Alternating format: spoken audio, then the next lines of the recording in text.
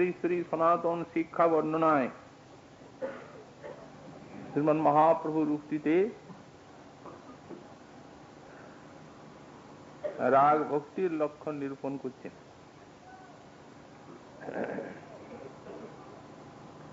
এর পূর্বে মহাপ্রভু বলেছেন, লোভে ব্রজবাসী ভাবে করে অনুগতি, শাস্ত্র যুক্তি নাহি মানি রাগানুগার প্রকৃতি। রাগময়ী ভক্তি রাগাত্মিকা নাম, তাহা শুনি লুব্ধ হয় কোন ভাগ্যবান। এই ব্রজবাসী নিত্য সিদ্ধ পার্শ্বদগণীর প্রেমময়ী তৃষ্ণা, তার কথা শ্রবণ কীর্তনের দ্বারা কোন ভাগ্যবান অর্থাৎ সেই রূপ মহৎকৃপা প্রাপ্ত ব্যক্তি লুব্ধ হয়ে থাকে। সেই লুব্ধ ব্যক্তি ব্রজবাসীর ভাবে আনুগত্য করে ভজন করেন। রাগানুগার প্রকৃতি হচ্ছে শাস্ত্র যুক্তি নাহি মানি। গতকাল আমরা এই অংশ ব্যাখ্যা করেছি, কিন্তু কেউ জিজ্ঞাসা করছেন যে শাস্ত্র শুনেই তো লোভ হয়, সুতরাং লোভটার যে শাস্ত্রের অপেক্ষা নাই তা কি করে বোঝা যাবে? শাস্ত্র শুনে তো লোভ হচ্ছে। হ্যাঁ, শাস্ত্র শুনে লোভ, কিন্তু লোভ জাত হওয়ার পথে যদি শাস্ত্র যুক্তির অপেক্ষা থাকতো, তাহলে এই শাস্ত্রই বলে দিচ্ছেন যে রাগ ভক্তি ব্রহ্মা উদ্ধবাদী দুর্গম। তাহলে সাধকের কি করে ওটা লোভটা জাগতে পারে? শাস্ত্রই তো তাকে পীড়া দেবে। শাস্ত্রই তো বলেছে। তো যদি এই লোভটি শাস্ত্র যুক্তির অপেক্ষায় রাখে, তাহলে কোন সাধক কি ব্রহ্মা উদ্ধবের থেকে বড়? আসলে লোভনীয় বস্তুর কথা শুনলে লোভ হয়, তখন যোগ্যতা আছে কিনা, আমার অধিকার আছে কিনা, এই বিচার সেখানে থাকতে পারে না, আসে না। এই জন্যই বলা হয়েছে লোভোৎপত্তি কালে শাস্ত্র যুক্তি অপেক্ষা ন স্যাৎ সত্যাং চ তস্যাম লোভত্বৈব সিদ্ধি। যখন লোভের উৎপত্তির সময় তখন শাস্ত্র যুক্তির অপেক্ষা নাই, যদি শাস্ত্র যুক্তির অপেক্ষা থাকে তো তাকে লোভী বলা যাবে না। লোভ কখনোই শাস্ত্র যুক্তির ধার ধারে না। লোভনীয় বস্তুর কথা শুনলে লোভ জাত হয়ে থাকে। তারপরেই ওই যে বলেছেন রাগময়ী ভক্তি রাগাত্মিকা নাম, তাহা শুনি লব্ধ হয় কোন ভাগ্যবান। এই লোভে ব্রজবাসী ভাবে করে অনুগতি, শাস্ত্র প্রমাণের দ্বারা সেই কথাটিকে প্রমাণিত করছেন। বিরাজন্তিম অভিব্যক্তং ব্রজবাসী জনাদিষু। এই যে রাগাত্মিকা ভক্তি ব্রজবাসী জনাদিষু অভিব্যক্তম বিরাজন্তি, প্রকাশ্য রূপে ব্রজবাসী জনের মধ্যে, নিত্য সিদ্ধ পার্শ্বদগণের মধ্যে এই রাগাত্মিকা ভক্তি বিরাজ করে, এবং সেই রাগাত্মিকা অনুসৃতা যা সা রাগানুগচ্যতে, সেই রাগাত্মিকার অনুগতা ভক্তিকেই রাগানুগা ভক্তি বলা হয়। রাগের অনুগমন করা হয় বলেই একে বলা হলো রাগানুগা। এখন এই যে ব্রজবাসী জনাদিষু আদি শব্দটা আছে, এই আদি শব্দে কে? শ্রীল মুকুন্দ দাস গোস্বামী ব্যাখ্যাতে লিখেছেন, গো পক্ষী মৃগাদয় এ আদি। কেউ কেউ বলেন যে বৃন্দাবনের পশু পাখিতে শান্ত ভাব আছে, কিন্তু আসলে শান্ত ভাব ব্রজে নাই।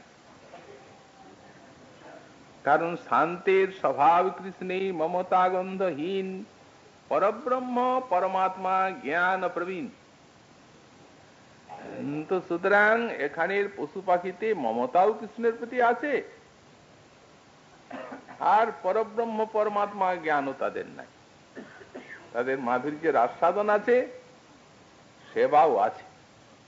শান্ত ভক্তির কোন সেবা নাই, মমতা নাই, পরব্রহ্ম পরমাত্মা জ্ঞান প্রবীণ আছে।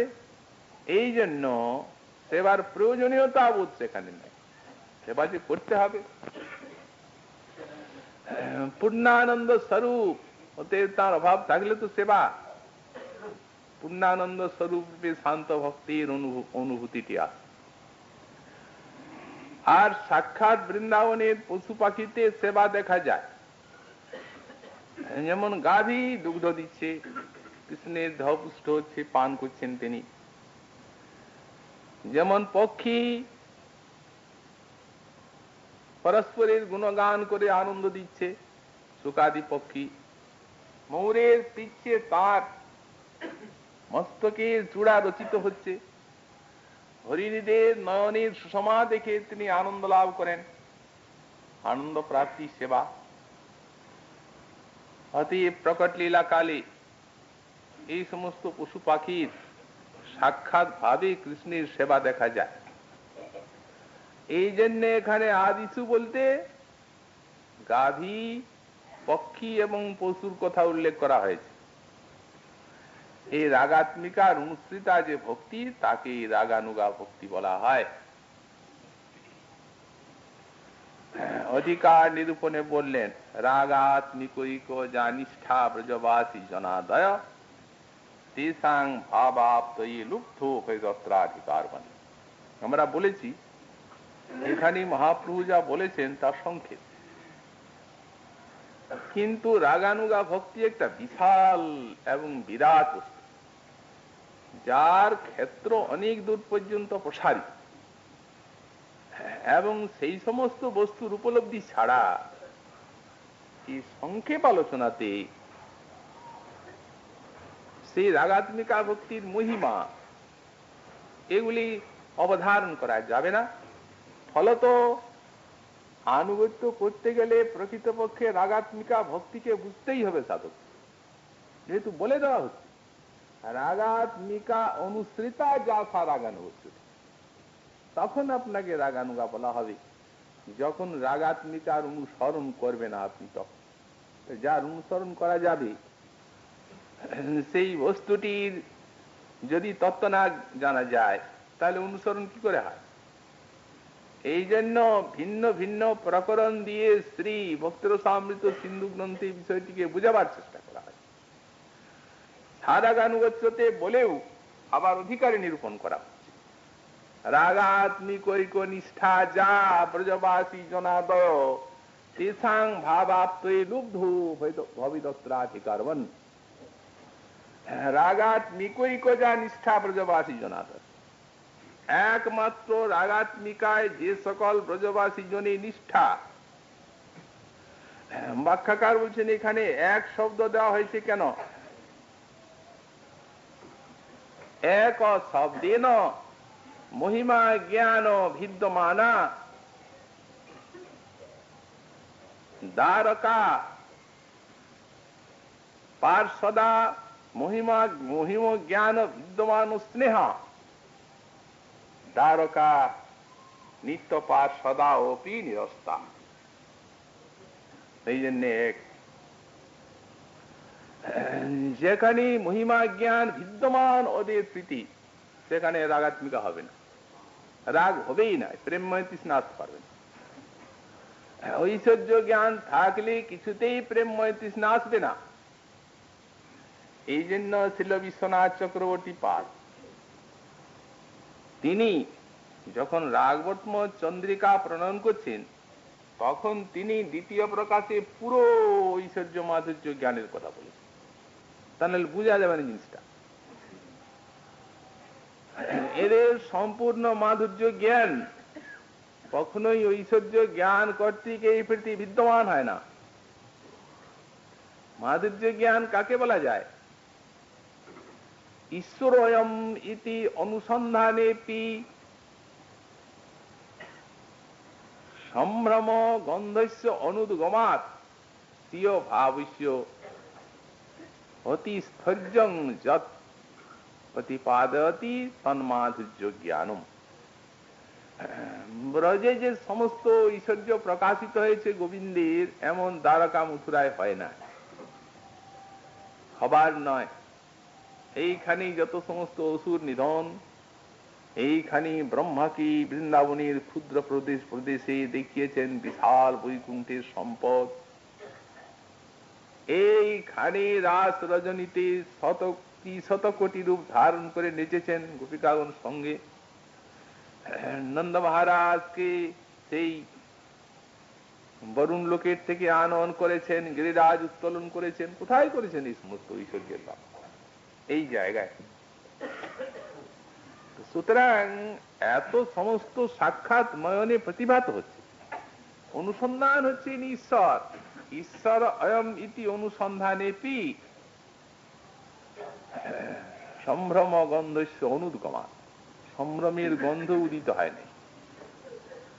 স্বীয় ভাবস্য অতি স্থৈর্যং এব যৎ প্রতিপাদয়তি, ওই যে মোর পুত্র, মোর সখা, মোর প্রাণপতি, এই তো রাগ ভক্তি, সেই ভাবটির অতি স্থৈর্য উৎপাদন করছে। তন্মাধুর্য জ্ঞানম, ঐশ্বর্য জ্ঞান কাকে বলা যায়? ঈশ্বর অয়ম ইতি অনুসন্ধানে সতি সম্ভ্রম গৌরব দয়াৎ স্বীয় ভাবস্য অতি স্থৈথিল্যং যৎ প্রতিপাদয়তি তদৈশ্বর্য জ্ঞান। যখন ঈশ্বরিণী এইটি যখন বোঝা গেল, জানা গেল, তখন সম্ভ্রম গৌরব হৃদয়ে উদিত হলো এবং নিজের ভাবটিকে ওটা শিথিল করে দিল। মোর পুত্র, মোর সখা, মোর প্রাণপতি আর নাই, তখন ইনি ঈশ্বর। শ্রীল বিশ্বনাথ চক্রবর্তী পাদ বিষয়টিকে বুঝাবার জন্য বিবিধ দৃষ্টান্তের দ্বারা জিনিসটিকে সরল সহজ করে দিয়েছেন। কারণ এই জিনিসটির অনুসরণ করতে গেলেই লৌকিক সদ্বন্ধু ভাব আনা দরকার ভগবানের প্রতি, জানালে হবে না। এটা তাদের যেটা আছে সেটি না হলে অনুসরণ কি করে আসে? ঈশ্বরিণী জ্ঞান আছে থাকলে কি হবে?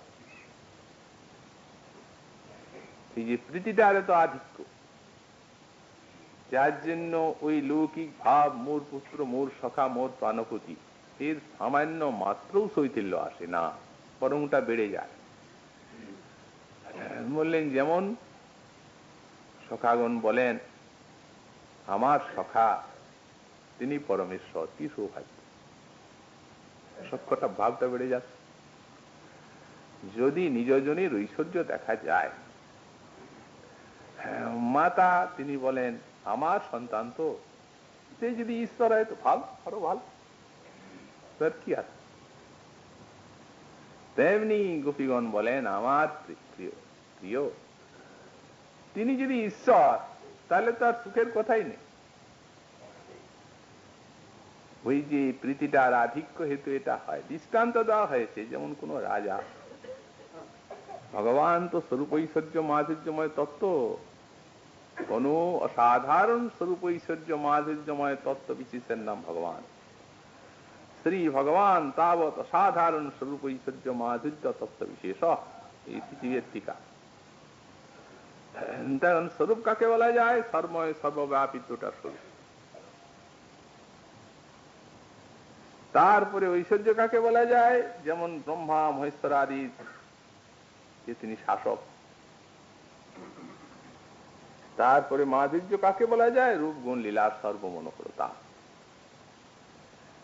এখন এক রাজা আইন রূপে প্রজার ঘরে ঘরে আছেন, সারা রাজ্য তার আইনটা মেনে চলছে, আইন রূপে আছেন, মেনে চলছে, ওইটাই তার স্বরূপ।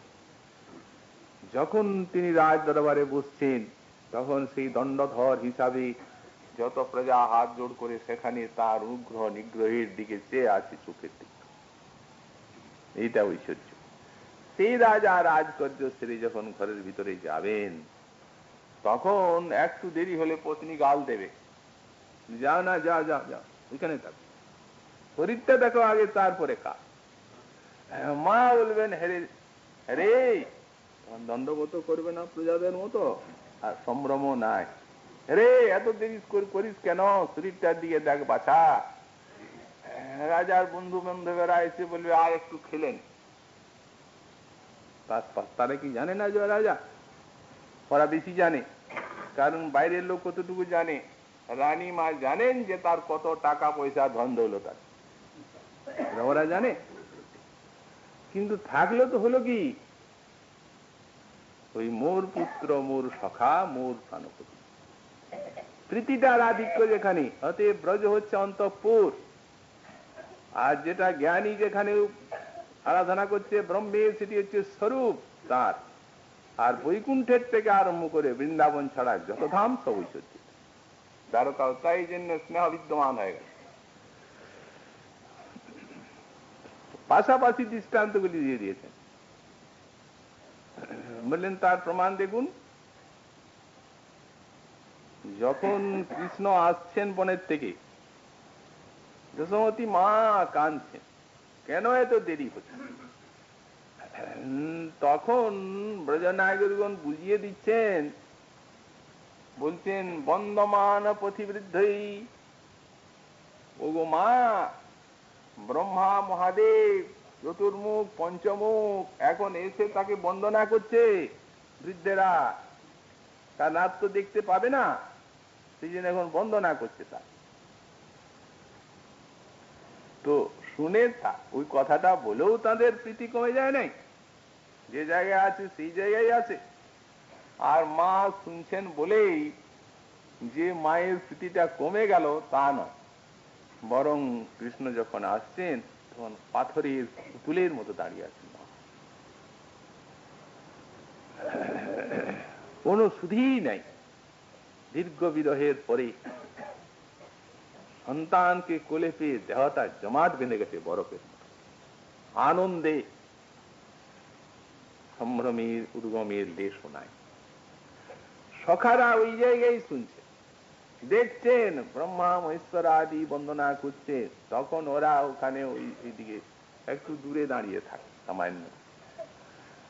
ওরা যখন চলে গেল তখন সখাগণ সামনে এসে আর কৃষ্ণকে টিটকারি চালায়, হে প্রভু, তুমি স্বয়ং ভগবান অবতীর্ণ হইয়াছ, আমরা সাধারণ, আমাদিকে তুমি কৃপা করবে হে, দণ্ডবত দণ্ডবত বলে হো করে আস, টিটকারি চালায়। বলে ওরা কি জানে, আমরা যা কৃষ্ণকে জানি, আমাদের সখা, ওরা ওই গর্গাচার্য এসে বলে গেছে নারায়ণ সমগুণই, সেই নারায়ণের স্তুতি করছে, কিন্তু ওটা কি আমাদের সখা নাকি? তো নারায়ণ নারায়ণের কাছে আছে, আমাদের সখা আমাদের কাছে। অতএব এইরকম ভাবে হাত জোড় করে আর সেই সমস্ত স্তব করে নিজে হাসায়, নিজে হাসে, গোবিন্দকে হাসায়, কি আনন্দ! এই সখ্য ভাব। আর ব্রজদেবীগণ তো বলেই দিচ্ছেন, কিন্তু অন্যত্র দেখুন, যখন অর্জুনকে দেখালেন বিশ্বরূপ, ভগবান তিনি চান নাই। যখন বিভূতি যুগ বর্ণনা করলেন দশম অধ্যায় গীতার, তখন অর্জুন বললেন, প্রভু আমি তোমার সেই রূপটা দেখতে চাই। তখন উনি বলছেন কি, নমাং সক্যসে দ্রষ্টুম অনেনৈব সচক্ষুষা দিব্যং দদামি তে চক্ষু পৈশ্বমী যোগমৈশ্বরম। হে অর্জুন, তুমি এই চক্ষে, মাংস চক্ষে সেই রূপটা দেখতে পারবে না, আমি তোমাকে দিব্য চক্ষু দিচ্ছি, সেই দিব্য চক্ষুতে দেখ। ব্যাখ্যাকার বলেন, এখন যে চোখে সখা বলে দেখছেন ওটা কি চোখ? ওটা কি অদিব্য আমাদের মতো নাকি? ওটা তো প্রেমের চোখ, তার থেকে আর কি দিব্য আছে বড়? বলেন না না, এরকম নয়। উনি বলছেন যে চোখটা আছে সেটিতে সখা করে বুঝেছ, তার থেকে নিচের দেব ঐশ্বর্য জ্ঞানময় চক্ষু, এটা অনেক উঁচু, ওটাতে তুমি দেখতে পারবে না, এই নিচের চোখ দেব। যাতে ঐশ্বর্য গ্রহণ করা যায়, তাহলে ওই চোখে গ্রহণেই হবে না। যখন বিশাল রূপ দেখালেন তখন অর্জুনের সখ্যটা একদম দাস্যে এসে গেল, অপরাধী মনে করলেন নিজেকে। সখেতি মত্তা প্রসভম যদুক্তম, হে কৃষ্ণ হে যাদব হে সখেতি, অজানতা মহিমানং তদিদম ময়া প্রমাদাত প্রণয়ন বাপি। প্রণয় ভরে তুমি এত বড় অপ্রমেয় আমি প্রথমেই বুঝতে পারিনি, তাই প্রণয় ভরে তোমাকে সখা জ্ঞানী ভোজনী উপবেশনে কত তোমাকে আমি অসৎকার করেছি। হে অপ্রমেয়, আমার অনেক অপরাধ হয়ে গেছে। তৎক্ষামহিতা মম অপ্রমেয়ম, হে অপ্রমেয় তুমি সেগুলি আমার ক্ষমা করিও। কিন্তু এরা যখনই অঘাসুরের বদন বিবরে ঢুকলেন তখন শব্দ প্রাপ্ত। উনি ভিতরে ঢুকে তার প্রেমময় দৃষ্টির দ্বারা তাদেরকে সঞ্জীবিত করলেন। ওটা বুঝছে, তারা অনুভূতি আছে, সকাল বাঁচিয়ে বেরিয়ে এলেন সেখানের থেকে। সব অত বড় অসুর মরে গেল, চোখের সামনে প্রদীপ্ত আত্মাটা কৃষ্ণের চরণে মিলে গেল। এতে কি ঐশ্বর্য থাকতে পারে? প্রতীক্ষা করছে কৃষ্ণের আত্মা, এই অগাসুরের আত্মা কৃষ্ণকে পাওয়ার জন্য। জ্যোতির্ময় ভগবান দেখিয়ে দিলেন যে এই সমস্ত অসুরেরা আমাকে পাচ্ছে, অপেক্ষা করছে আত্মাটা। যেমনি উনি বেরিয়ে গেলেন সবার সামনে তার চরণে মিলে গেল। সকাল তো দেখি তখনই বেরিয়ে বলছেন, ভাই ওরে আজ তো আমাদের বন্যভোজনের দিন। ওই দিনে ঠিক বন্যভোজনের কথা ছিল, ঘরে খায় না কেউ। क्वचित् वनासाय मनुदशत व्रजात् प्रातः समुत्थाय वत्सपान् प्रबोधन् शृङ्गरवीनुचारुणा। বেনের গত মৎস্য পুরস্কার হরি সেই দিনেই সুকুমারী অধ্যায় প্রথমেই বলছেন। তার আগের দিনেই কথা হয়ে গেছে, কাল আমাদের বন্যভোজন লীলা হবে, ভাই ঘরে কেউ খেতে পারবে না, আমরা এইখানে এসে সব খাবো, সব খাবার নিয়ে আসবো। ওরা রাত্রে মাদের বলে রেখেছে, মা গো কানাই বলেছে কাল ঘরে, আজ ঘরে খাবো না, সকাল বেঁধে দিবে, সেই নিয়ে যাবো শিকার করে, কাল আমাদের বন্যভোজন হবে। কি আনন্দ, রাত্রে ঘুমায় নেই, সব শিকার করে নিয়ে যাচ্ছে। কচিত বনা খায় বন্যভোজনের জন্য মনু দধা মনে চিন্তা করেছেন বন্যভোজন হবে। প্রাত সমুত্থায় বৎসপান প্রবোধন শৃঙ্গরবেণু চারুণা। সুন্দর শৃঙ্গরবে, সুচারু শৃঙ্গরবে তাদেরকে প্রবোধিত করে আর বৎস পুরুষ হরি শ্রীহরি সব বনে প্রবেশ করেছেন। ওই শিকাতে সব বেঁধে দিয়ে আর খেলা করছিলেন। একটু অবসরে ওইটা এসে যায় অসুরটা। কৃষ্ণ বলছেন, ভাই সকাগন দেখো আমাদের তো খাওয়া হয়নি, মাঝখানে এটা চলে এলো, অনেক সময় চলে গেল, চলো চলো চলো চলো। কি আনন্দ, হাততালি দিয়ে সব যমুনার তীরে এসে ভোজন করবে।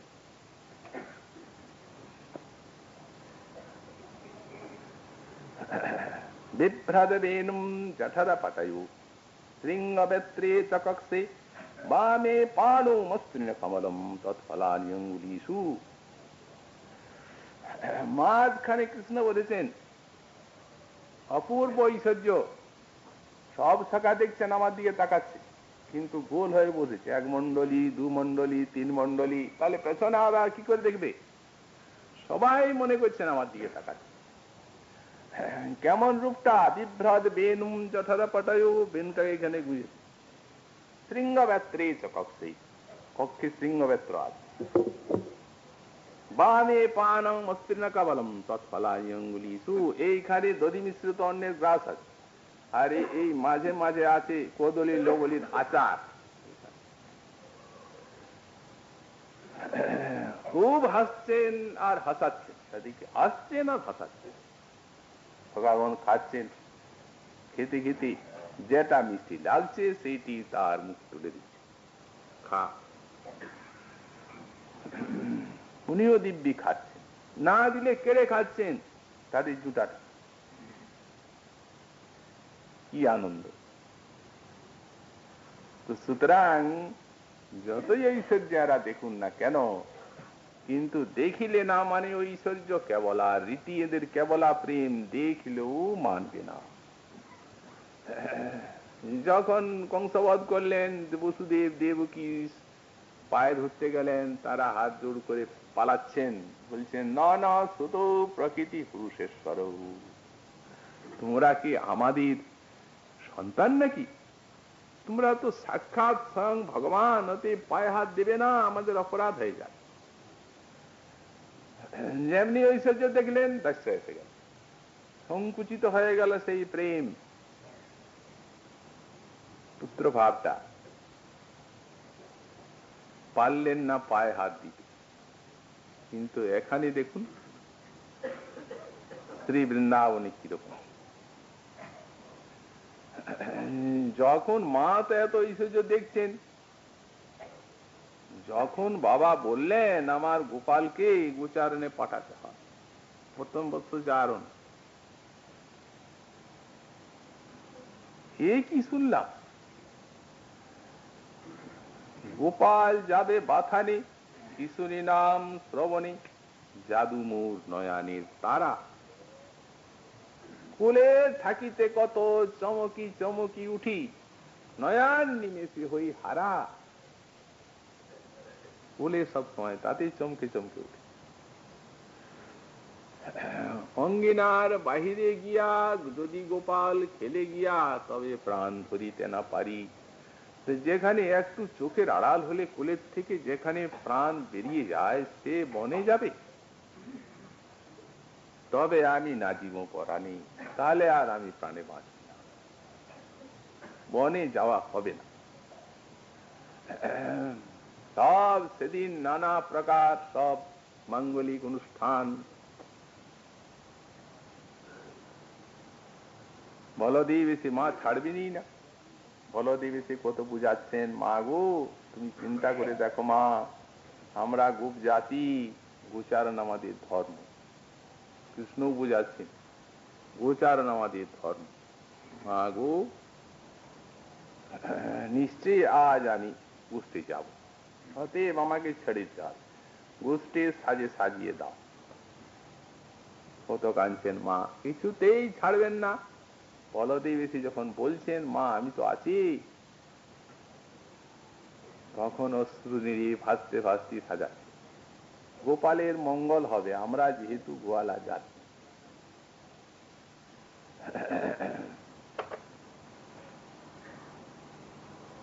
কিন্তু ছাড়বেন যে, এইভাবে তো ছেড়ে দিবেন?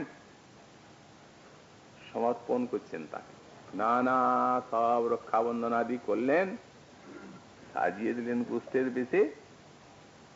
তারপরে বলছেন শোন গোপাল, বলি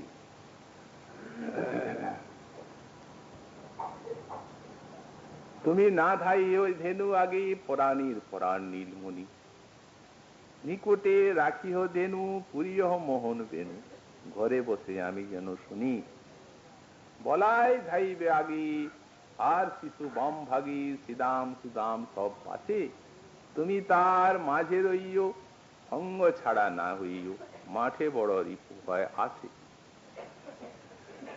স্মরণ করিয়ে দিচ্ছেন মা তার বাৎসল্য প্রেম, যেটার জন্য অধিক চিন্তা করে, ক্ষুধা হলে লইয়া খাইও, আর পথ পানি চাহি যাইও, অতিশয় তৃণাঙ্কুর পথে, কারো বলে বড় ধেনু ফিরাইতে না যাইও, কানু হাত তুলি দেহ মোর মাথে, থাকিবে তরুর ছায়, মিনতি করিছে মায়, রবি যেন নাহি লাগে গায়, যাদবেন্দ্রের সঙ্গে লইও, বাধা পানই তার হাতে থুইও, বুঝিয়া যোগাবে রাঙা পায়।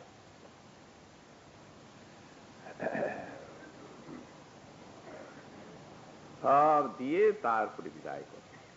কোনদিন মা বুকে নিয়ে কাঁদতেই থাকে, কত হৃদয়ের মধ্যে পীড়া, বনে যাবে, এক নিমিষ না দেখলে সর্বহারা, হিয়ায় আগুনি ভরা, চক্ষে বহে অশ্রুধারা, মায়ের দুঃখে বুক বিদরিয়া যায়। বলেন ঘর পর যে না জানি, সেজনা চলিল বনে, এ দুঃখ কেমনে সবে মায়, হারি মোর গোপাল দুলালিয়া, বল কি বা ঘরে নাহি ধন, তুই কি দুঃখে যাইবি বন। রাখালে রাখিবে ধেনু লইয়া, আমার তো 10টা 5টা 2টা চিন্তা নাই। আগে পাছে নাহি মোরা হাসুতির পুত্তরা, আন্ধল করিয়া যাবি মোরে, আজ বুঝির ছাওয়াল হইয়া, বনে যাবি ধেনু লইয়া, কেমনে রহিব আমি ঘরে।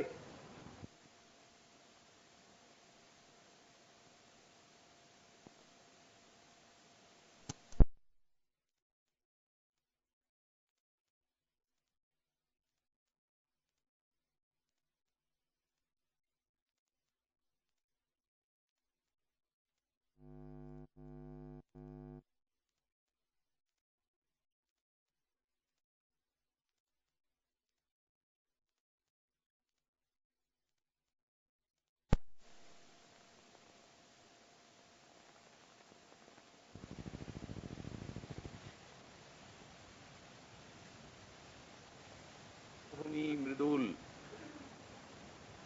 ঝরা ফুলে সেই বৃন্দাবনের বনভূমি মৃদুল হয়ে থাকে, তার উপরে হেঁটে হেঁটে আমরা যাই। অতএব তোমার কোনো চিন্তা নেই। দেখো মা, শুনো তোমায় বলি, তুমি কি ঘরে আটকে রেখে আর এই আনন্দে বাধা দেবে? মধুমঙ্গল হয়তো বলেন, দেখো মা, তুমি যে ঘরে ফলগুলো দাও সেগুলা তোমার ঘরে পাকা ফল, আর ওইখানে আমরা গাছে ডালিমটা ফেটে রস করতে পারি, এইটা খাই। ওই রকম তোমার ঘরে হবে কি? ওরকম গাছ পাকা ফল তোমার ঘরে নেই। কৃষ্ণ বলেন, দেখো মা, ওর খালি খাওয়ার দিকে তা, আর অন্য নেই। সুতরাং এই সুখে বাধা দেব গোপালকে? যা। খুব কান্নাকাটি করছিলেন, ভুলে গেলেন। অন্য গোপালও তাদের মায়ের কাছে সব ভুলে যান। শ্রী বিশ্বনাথ চক্রবর্তীপাদ বললেন, সব প্রকাশ শ্রীকৃষ্ণের সেই অখণ্ড জ্ঞানকে আবরণ করল কে?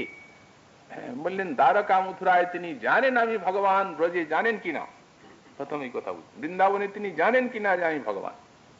বললেন, না, জানেন না। তা যদি নাই জানেন, তাহলে অখণ্ড জ্ঞান শক্তি যাকে সেবা করছে তাকে কে ঢাকা দিল জ্ঞানটা? বললেন, ব্রজবাসীগণের প্রেম ঢাকা দিয়েছে সেই জ্ঞানকে।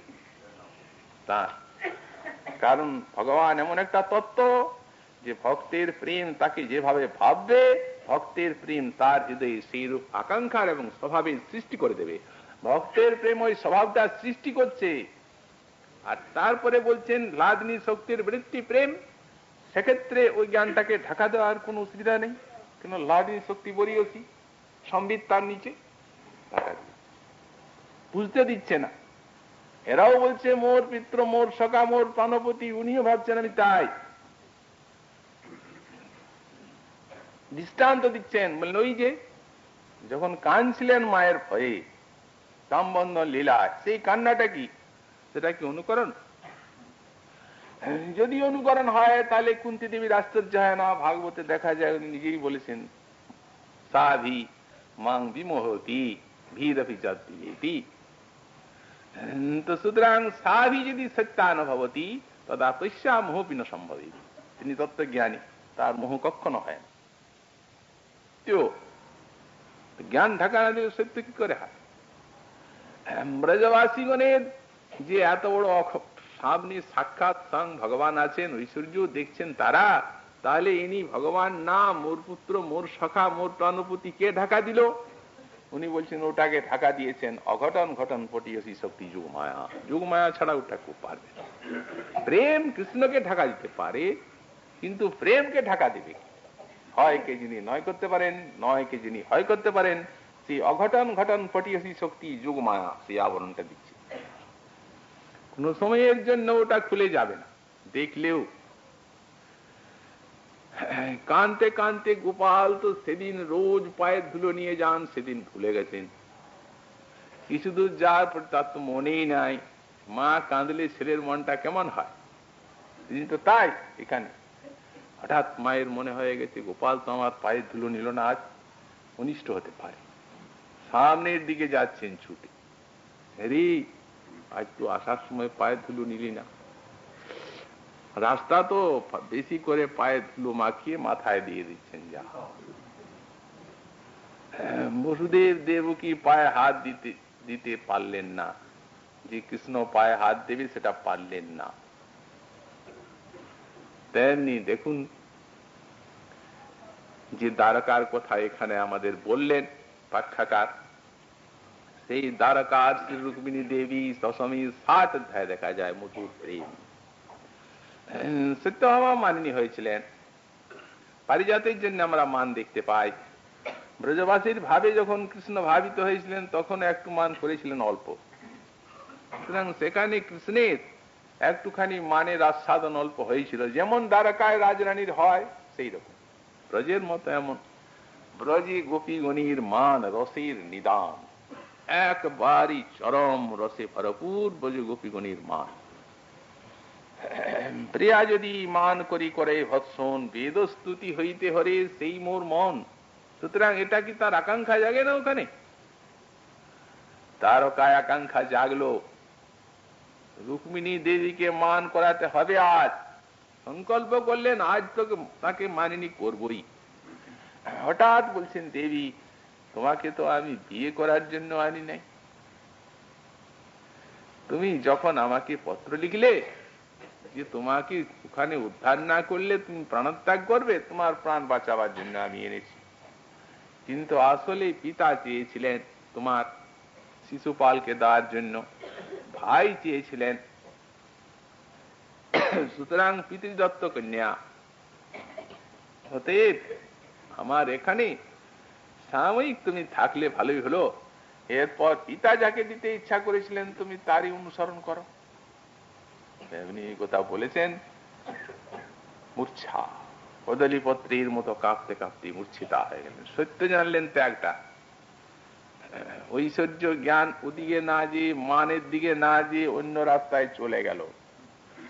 তখন কৃষ্ণ দেখছেন ওহো হবে না, হবার নয়, শুশ্রূষা করতে হলে তাকে কি করবেন?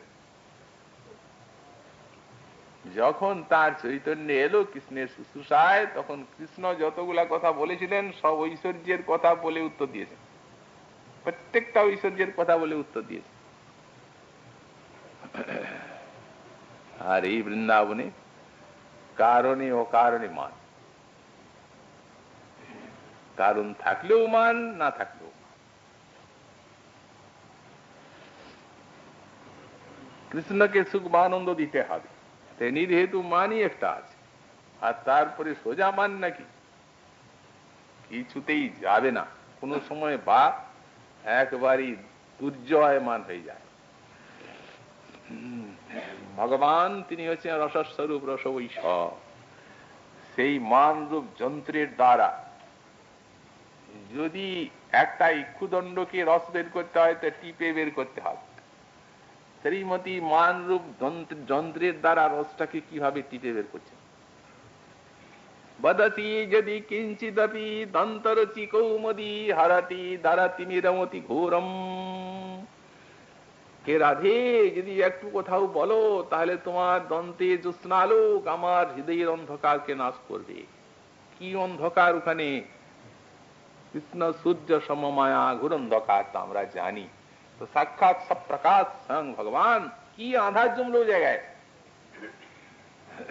যে বলছেন যদি একটু হাসো তোমার জ্যোৎস্নালোক আমার হৃদয়ের অন্ধকারকে নাশ করবে। রাধার প্রেম নিয়ন্ত্রিত করেছে, আসনে বসিয়ে দিয়েছে একটা নাগর, তার থেকে তুমি বড় কিছু না।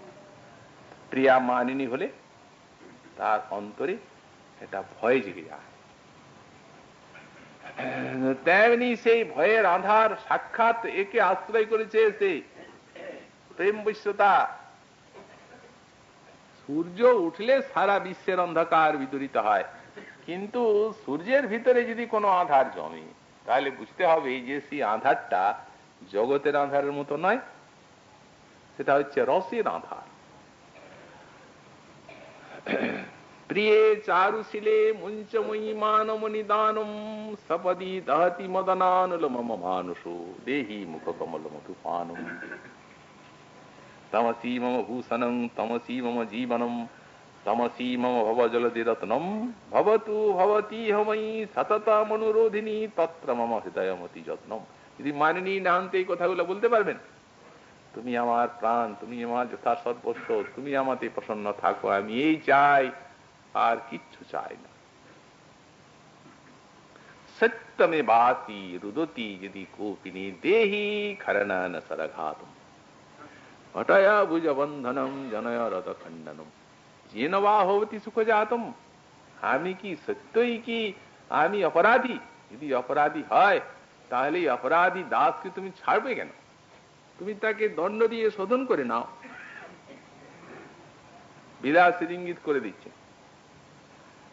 জনয় রথ খণ্ডনম ঘটয়া ভুজ বন্ধনম যেন বা হবতি সুখ জাতম, যাতে তোমার সুখ হয় তুমি তাই করো। শেষকালে বলতে বলতে একবারে দেহি পদ পল্লব মুদার পর্যন্ত আমার মস্তকের ভূষণ স্বরূপ তোমার এই চরণ যুগল মাথায় দাও। ওটা আর কবি জয়দেব লিখতে পারেন নাই। ওই জায়গায় সন্ত্রস্ত হয়ে তিনি কলমটা ছেড়ে দিলেন।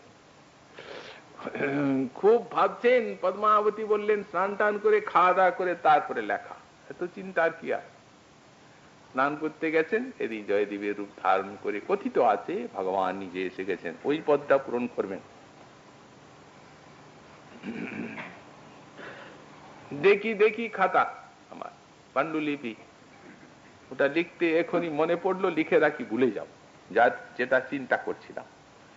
দেহি পদ পল্লব উদার, তুমি আমার মস্তকে তোমার উদার পাদ পল্লব দাও, এইটাই তার কামনা।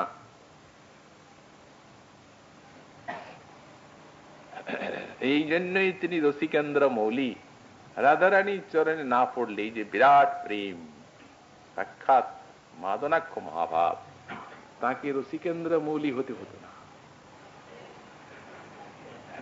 লিখে দিয়ে গেলেন নিজে, খেতে দিয়েছেন, সেবা করে বিশ্রাম করছেন, সেই প্রসাদ খেতে বসেছেন। পদ্মা ইত্যাবসরে সদ্য স্নাত জয়দেব, পদ্মা দরজা খোল।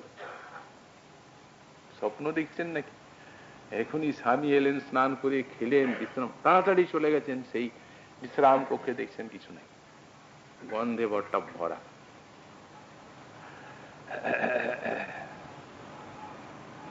কি হলো, কি হলোটা কি? বললেন তুমি তো স্নানে গেলে, তারপর সঙ্গে সঙ্গে ফিরে এলে, এসে খাতা চাইলে, খাতাটা দিলাম, খেলে শুতে গেলে, তারপর আবার তুমি তো এত বড় বিদ্বান, বাকি থাকলো না। দেখি দেখি নিয়ে আমার পাণ্ডুলিপি লেখা আছে, যেটা ভাবছিলেন, দেহি পদ পল্লব মুদার। তখন পদ্মার পায়ে জড়িয়ে ধরছেন জয়দীপ, সেই এঁঠোগুলা খেতে যাচ্ছেন। সাক্ষাৎ ভগবান খেয়ে গেছেন স্বয়ং। বললেন তুমি ধন্যা যে তুমি সাক্ষাৎ তার দর্শন লাভ করলে, আমি বঞ্চিত হয়ে গেলাম, আমি আর পেলাম না তাকে দেখতে। প্রেমিকের সঙ্গে থাকলে এইরূপেই সম্পদ লাভ হয়। সুতরাং এই হলো ব্রজের ভাব, এই রাগাত্মিকা। তাই আমাদের শ্রী বিশ্বনাথ চক্রবর্তীপাদ বললেন সুতরাং এইভাবে অনুসরণ করতে গেলে সাধককেও এদের ভাব সাজাতে চলতে হবে। যখন সেইখানের থেকে গোপকুমার নেমে আসছেন, তখন সেইখানে বলে দিলেন নারদ আর উদ্ধব মহাশয়, উদ্ধব দ্বারকায় বলেন, এরপর আপনি যে জায়গায় যাচ্ছেন সেখানে আর এত দূর ভগবান ভগবান ভগবান করে এসেছেন। বৈকুণ্ঠে ভগবান, অযোধ্যায় ভগবান, দ্বারকায় ভগবান, কিন্তু এখন যেখানে যাচ্ছেন সেখানে লৌকিক সদ্বন্ধু ভাব, আর ওনার প্রাণও তাই চাই। কারণ দশাক্ষর মন্ত্র সখার সখ্য ভাবের উপাসকের নিকটে নিয়েছেন, না প্রাণ ওইটাই চাচ্ছে। এই জন্যই বললেন, যখন এখানে এলাম দিন রাত কাঁদতাম। কোন সময় তিনি দর্শন দিতেন, আলিঙ্গন চুম্বন করতেন, তখন মনে হতো কত যে তার করুণা আছে, তার সীমা নেই। সঙ্গে সঙ্গে আড়াল, তখন হে জনসর্মন্ন আমার মনে হতো কি, সেই কৃপার ভিতরে বুঝি সঠতা লুকিয়ে আছে। ওই যে সখা ভাবটা, কৃপার ভিতরে একটা সঠতা আছে, দেখে সঙ্গে সঙ্গে আড়াল হয়ে গেল, আর পাচ্ছি না তাকে। যখন এই রূপ তাকে দেখতে পেতাম, তখন মনে হতো যে বোধ হয় শীতল যমুনা জলে বাস করছি। আর যখন চলে যেত, তখন মনে হতো যে দাবানলের ভিতরে আছি। শেষকালে ব্রজের যা ভাব, এই আনন্দটা উপমর্দিত হয়ে এই জনসম্মন দুঃখেই হয়েছিল সার। ওরা বলেই দিলেন যে জায়গায় যাচ্ছেন আপনাকে কাঁদতে হবে। তত্রৈব উৎপদ্যতে দৈন্যং তত্রমাপি সদা শতম। এই দৈন্যটা জাগবেই না এইরকম যদি ঐশ্বর্য ভাব থাকে, এক কণিকাও যদি থাকে, এইরকম দৈন্য জাগবে না কখনো। প্রাণ ফাটা আরতি, প্রেমময় তৃষ্ণা, সেই প্রেমময় তৃষ্ণা অনুসরণ করতে গেলেই ওইরকম দৈন্য দেখা যায়। পরম পরিপাকে হয়, সোজা না। পরম দৈন্যন্তু পরম প্রেম না পরিপাকন জন্যতি যা সাং গোকুল নারী নাং ইব কৃষ্ণ বিয়োগত। পরম প্রেমের পরিপাক যে দৈন্য, সেই দৈন্য কোথায় সবার থেকে বেশি? গোপীগণের শ্রীকৃষ্ণ বিরহ হয়ে যা দৈন্য, এই একদম পরাকাষ্ঠা। তো উনি নিজেই বলে দিয়েছেন, দিন রাত কান্তাম। শেষকালে অন্তরের আনন্দটা উপমর্দিত হয়ে আর দুঃখ ভোগ করাই হয়েছিল সার। এই দুঃখটাই রসের চরম পরিপাক। যদি ঐশ্বর্য বিন্দু মাত্র থাকে, এই ভাব সাধক দৈন্য সাধকের মধ্যে আসতে পারবে না। এই জন্য বললেন রাগাত মিকৈক নিষ্ঠা যা ব্রজবাসী জনাদয় তেসাং ভাবাপ্ত এই লুব্ধ ভাবে তত্রাধিকারবন। তাদের ভাব লাভের জন্য যারা লুপ্ত, তারাই হচ্ছে রাগানুগা ভজনের অধিকারী। তা এখন সেটি কিভাবে পাওয়া যায়? সেই যে অধিকারটা, সেই অধিকারটা সেই পারস্পরিক যেই ভাব পরিপাটিগুলো যেগুলো আমরা বললাম, সেইগুলো শ্রবণ কীর্তনের দ্বারা সেই অধিকারটা আসে। এখনই একটি শ্লোক দৃষ্টান্ত দিয়ে বিষয়টিকে প্রমাণিত করছেন। শ্রীমন মহাপ্রভুর কৃপা হলে আগামীকাল আবার সেই বিষয়।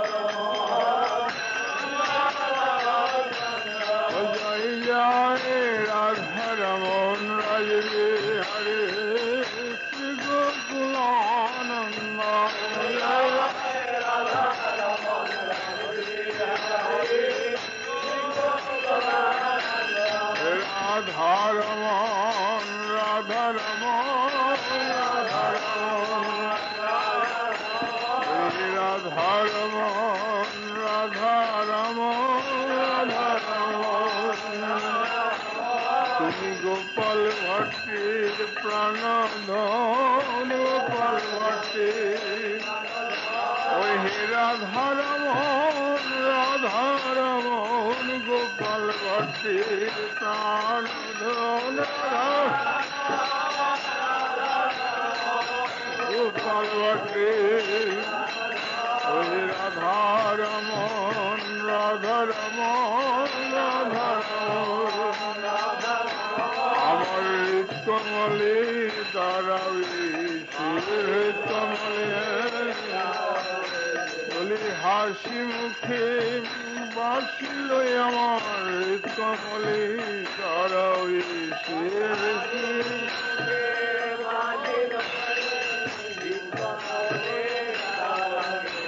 তোমার হাসি মুখে বাসিল হাসি মুখে তোমার একটি ভঙ্গি ভঙ্গি প্রথমে হাসি মুখে বাসিল হাসি মুখে আমার হৃদয় খানি আলো করি হৃদয় খানি তোমার হাসি মুখে বাসিল আমার হৃদয় খানি আলো করি হৃদয় খানি তুমি একবার সে দাঁড়াও দেখি বলি একবার সে দাঁড়াও দেখি একবার সে আমি আশায় আশায় বসে আছি একবার সে দাঁড়াও দেখি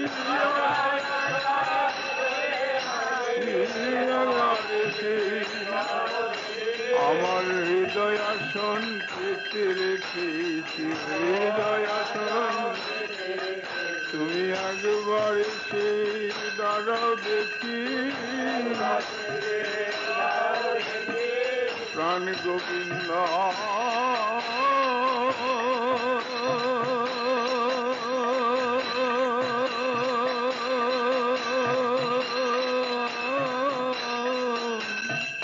প্রাণ গোবিন্দ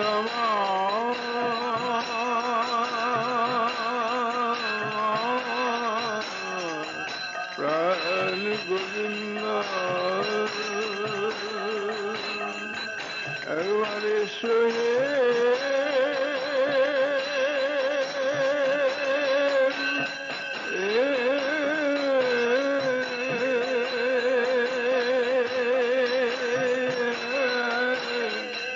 ওহে প্রাণনা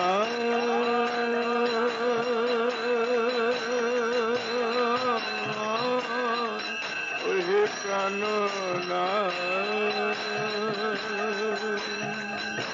ওহে প্রাণের ঠাকুর আমার, ওহে প্রেমের ঠাকুর আমার, ওহে হৃদয়ের ধন আমার, ওহে দীনবন্ধু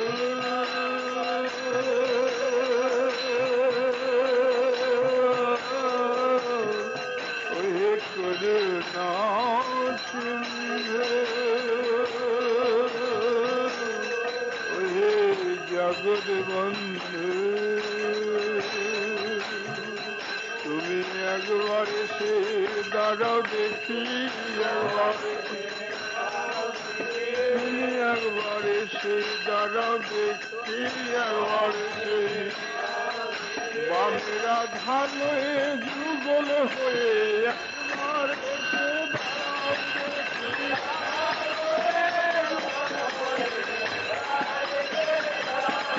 বামেরা ধানো যুগল হয়ে একবার এসে দাঁড়াও দেখি, দাঁড়াও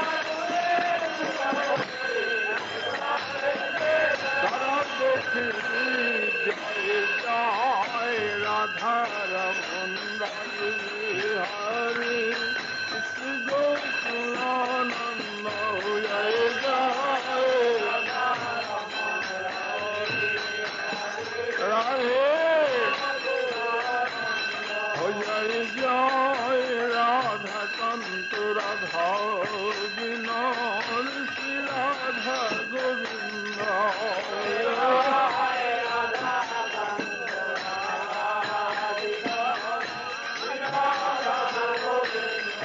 জয় জয় রাশেশ্বরী বিনোদিনী রায় ভানুকুল চন্দ্র রাধে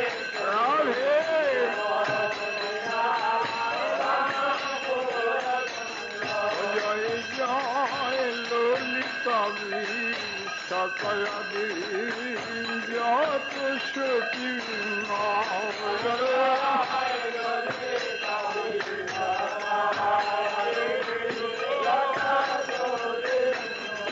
জয় জয় শ্রী রূপমঞ্জরি রতি মঞ্জরি আনন্দ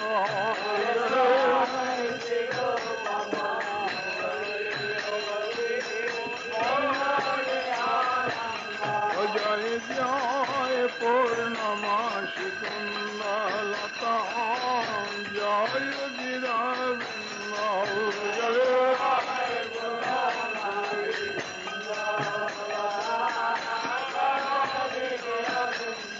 জয় জয় সাবিলি করু দয়ায় আমি অতি জয়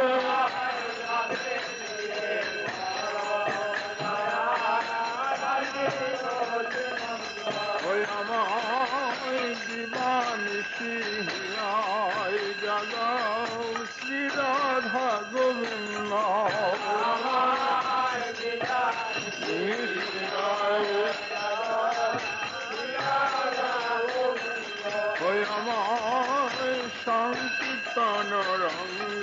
দেখাও শ্রী রাধা গোবিন্দ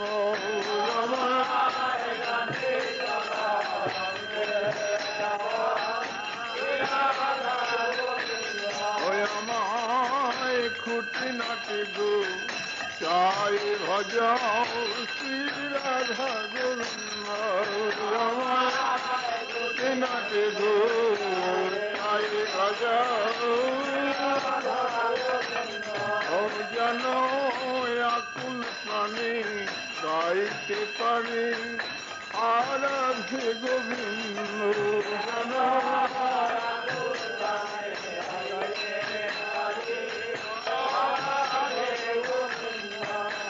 যেন আকুল প্রাণী গাইতে পারি আকুল প্রাণী আমায় আকুলতা বাড়াই দাও আকুলতা যেন আকুল প্রাণী গাইতে পারি আমায় আকুলতা বাড়াই দাও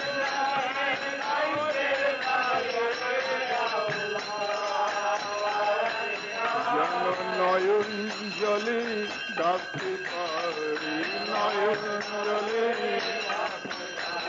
আমি হারাধে যাই রাধে বলে নয়ন জলে ডাকতে পারি হারাধে যাই রাধে বলে নয়ন জলে বৃন্দাবনের বনে বনে বৃন্দাবনে ওই যমুনা পুলিনে বসে যমুনা পুল ওই রাধা কুণ্ডে তটে বসে আমায় রাধে দয়া কর বলে রাধা কুণ্ডে তটে বসে বলে রাধা কুণ্ডে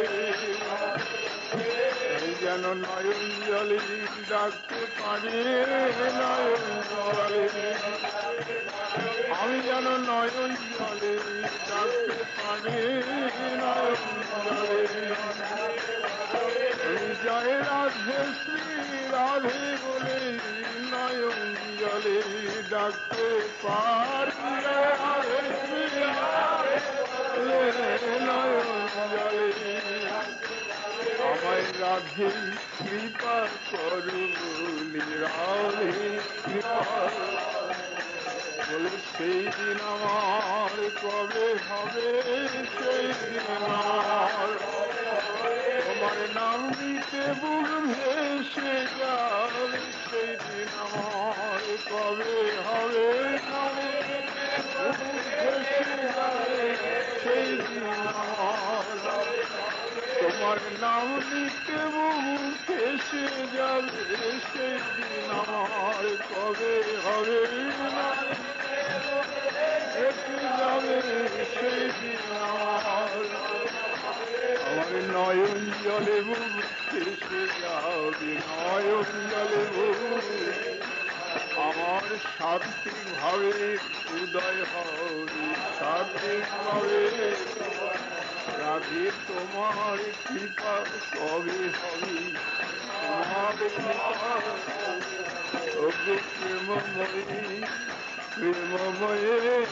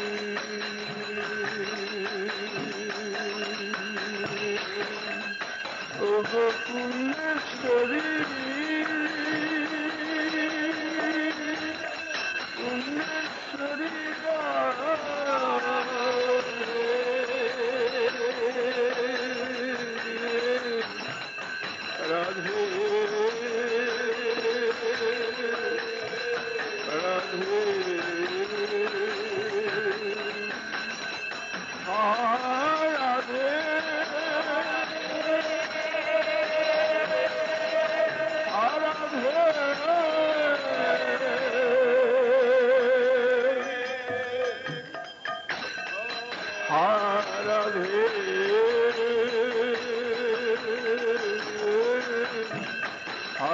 রাধে গুরু বৃন্দাবন বিলাসিনী আমার গোবিন্দের প্রাণ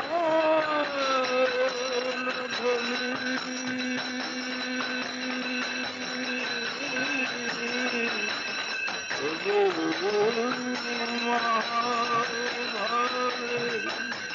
স্বরূপী